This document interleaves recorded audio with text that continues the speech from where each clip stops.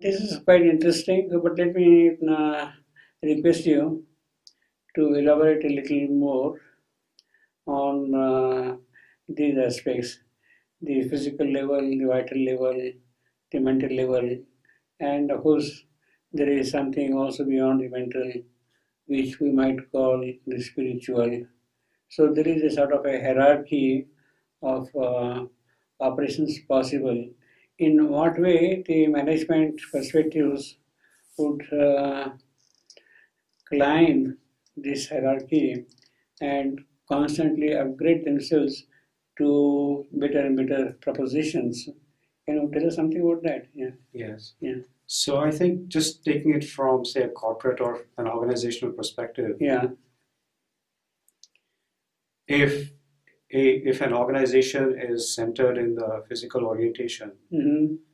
then it perhaps we can say that they view the world as fixed. Mm-hmm. They view the laws that have made them successful as what will continue to make them successful. So long as they follow what they've always been doing, Yeah. they'll continue to be successful Yeah. in that orientation. Mm-hmm. We can also say perhaps. So, does that mean it corresponds to something like the traditional method of trade, commerce, management, physical, fixed traditional things, and you stick to that thing and just go along with Go along with it. Yes, exactly. Yes. So that is what you would call it the physical. The physical. So, and it's also being a little more concrete as well. It's perhaps where an organization is focused, even perhaps in its, it believes it's the physical product or it's the physical output that Yeah. gives it success, and that orientation kind of curtails its degrees of freedom, if you will. Yeah. So, if there's a change in the market, then the fact is that an organization that continues to be centered in that worldview will likely be wiped out. And at the vital? At the vital level, and if you translate that into business terms, it's perhaps where what's most important is the profit motive. Yeah. It's not the processes that may have existed in the company. It's not the products that it's made. It's not the markets it's worked in. These things can be changed so long as the profit motive continues to be central. Yeah. And so as a result of that, a company that exists in the vital level probably has more freedom, more degrees of freedom. It can shift things, but then also there's can be a lot of irrationality, and there can be in that drive towards profit maximization almost at any cost many times. There's a lot of other problems that may arise. So the vital course could also mean you create artificial scarcity and then boost the prices and things of that kind. Yes. Like that, you see, and how to kill the competitors, how to overcome all those difficulties. So that mean that kind of a thing. Yes, I think so. But that may be perhaps still what I would call the lower vital. There could also be the higher vital, no? Yeah. Higher vital, in a certain sense, expand your markets to new zones. In a certain sense, colonization was an aspect of commerce and vital, but there was also definitely an element of the higher vital, not just profit making from the point. You create colonies to get raw materials, and you also get markets for your productions there. So, in essence, the vital force drove the colonial regimes of history. You see. Now, is that going to change, or it is still continuing in that manner? I think that it has to change. Circumstance is, if we look at even what's been happening in the last decade or so, there's a lot of change that is happening. So one of the characteristics, I'd say, of the vital level is this thrust toward monopolization, for instance. There's a real appropriation of life for just some small entity. And the fact is that if we look at how circumstances have changed in the last decade, Yeah. the investments that have been made, so when we had the dot-com crisis in Yeah. around 2000, Yeah. a kind of residue of that crisis, even though the objective may have been to make a lot of money Yeah.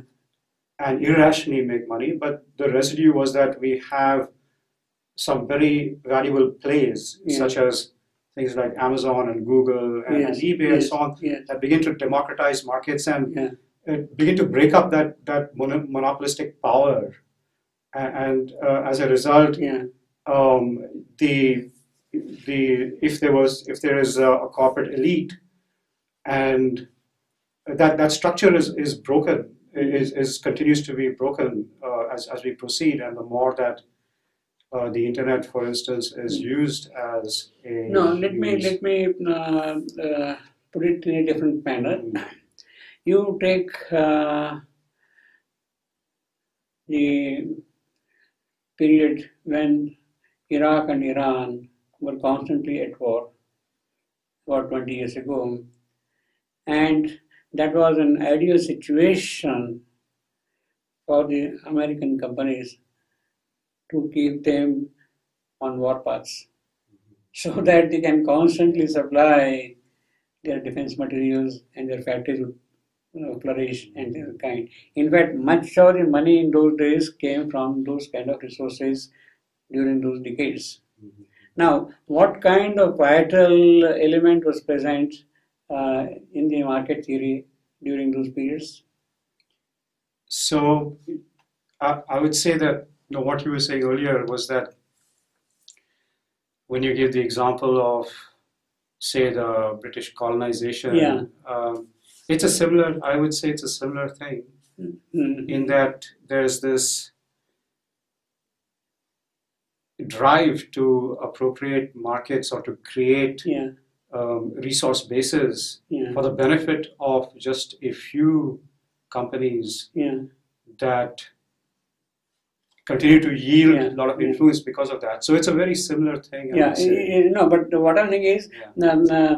what is it that affected the real change from those days to the recent approaches in commerce? For instance, you said about Google, about IT industries, about internet, and the whole activity which has developed around computer-based programs and projects and things like that. See, it has created a totally new type of awareness, new type of globalization also, new type of market, and certainly it looks to us at a little higher level than what was there during the Iran conflict of the days, you see. Now, what is it that has really brought that kind of a change? Yeah, and for that also I think the answers are in Savitri. How? Yeah. So How? there's this, of course, the interesting thing is that there's this yearning, there's this movement Yeah. in life that won't be satisfied Yeah. with its current way of being, Yeah. and always seeks for more fulfillment. That is very true. All that thing is there. But what I'm saying is, from the Iraq-Iran days to the present internet, in what way has directly Savitri introduced that change? Can you say anything about that? Well, that is a little difficult thing, It's but difficult, still, can we surmise something of that? one thing, for instance, we can talk about this more, but Yeah. there's when Savitri and Satyavan return to Earth, Yeah. one of the things that she says is, everything has changed, yet is the same. Yeah. Yeah. Yes. So, or let's go through this new world that is the same. Yeah. Yeah. That's also, she says that. Yeah. Yeah. That's right. Yeah. So there's this thing that is different. Mhm. And I mean, whether it's because, we have younger people who are made perhaps a little differently, Yeah. who are now assuming Yeah. the roles of power in corporations Yeah. and in different governments and so They, on. they see things with a different perspective. See things with a different perspective. They see, yes. but yes. still, I don't think they have any direct exposure to Savitri to change their mindset. So, in what indirect manner has Savitri introduced that kind of a change? Is it possible to say anything about that? I'm not sure Mhm. I get exactly. I mean, one thing is that I would say that this reorientation is from the physical to the vital to the mental or beyond that Yeah. is I would call it a fact of life now. Yes. It's everywhere. Yeah. No matter what industry you look at, no matter what region of the world you look at, Yeah. things are happening along these lines, and even without any kind of premeditation. I mean, it's not. Yeah. If you take an example, a concrete example, like spread over a couple of centuries, for instance, Yeah. just to bring the point, Yeah. earlier we had a very agricultural kind of economy, Yeah. which one can say is physically oriented. Yeah. And then there was the industrial economy that's Yeah. more vitally oriented. Yeah. And now, more recently, a digital economy Yeah. that's more mentally oriented. Yeah. Yet, there were no actors that got together to say that now we have to transition Yeah. from the physical to the vital or the agricultural to the industrial. These things happened by themselves. Mhm. There's something kind of inside that is now, I think, part of individual makeup and possibility that's driving this.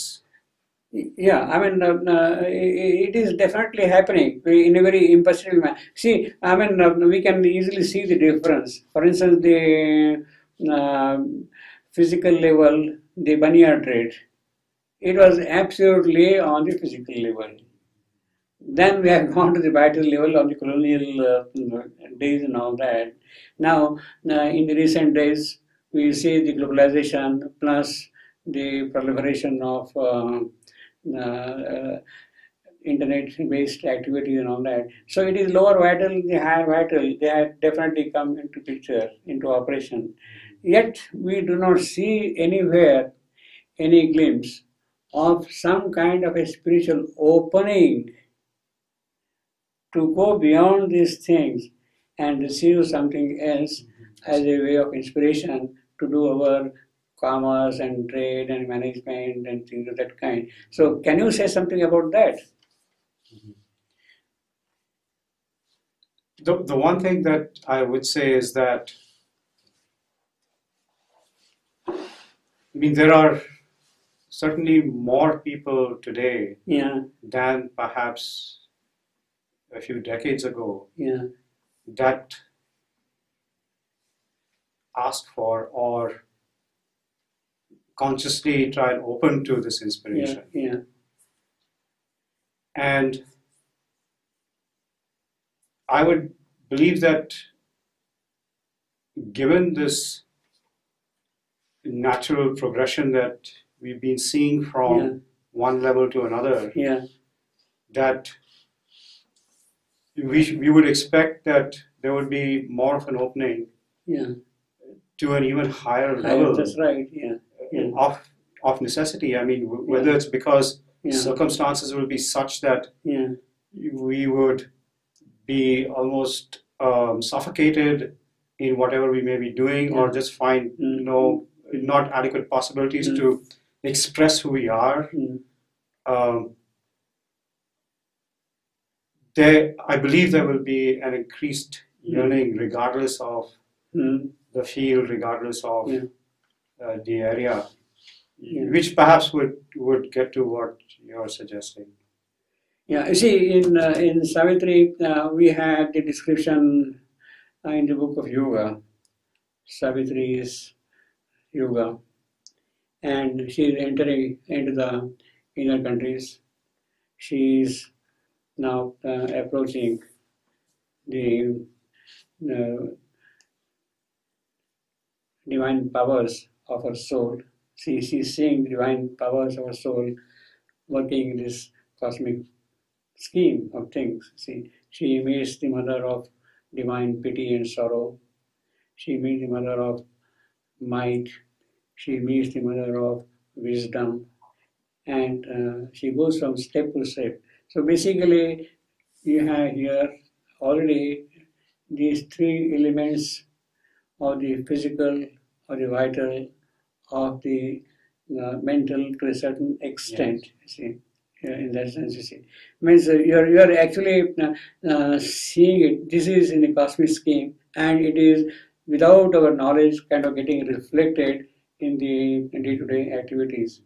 The mother of sorrow or mother of suffering and pity, divine pity, as he calls Karunamai, and then the mother of might is there. Yes. Yes. But she says, Savitri says, look, you have been doing wonderful work and all that kind of a thing here, and might alone will not do unless you have got wisdom. Then she meets the mother of wisdom also, and she tells, look, wisdom without might is not going to do. So all these combinations are required. Now, in that sense, these elements had to get combined: the vital, the physical, the mental, and operate at a different level. In what manner can this be synthesized or can be visualized and put into life's operation? Yeah, that's you're just reflecting a little further before we try and address that. So Yeah. on this very canto that you're talking about, Yeah, the triple soul forces, yeah, it's interesting. yeah, When I read it, also there was a contrast. For Yeah. example, when Savitri yeah, enters the Earth atmosphere, when Yeah. she, in the book of the childhood Yeah. of the flame and Yeah. the quest, there's a couple of cantos that describe when she first came here, uh-huh.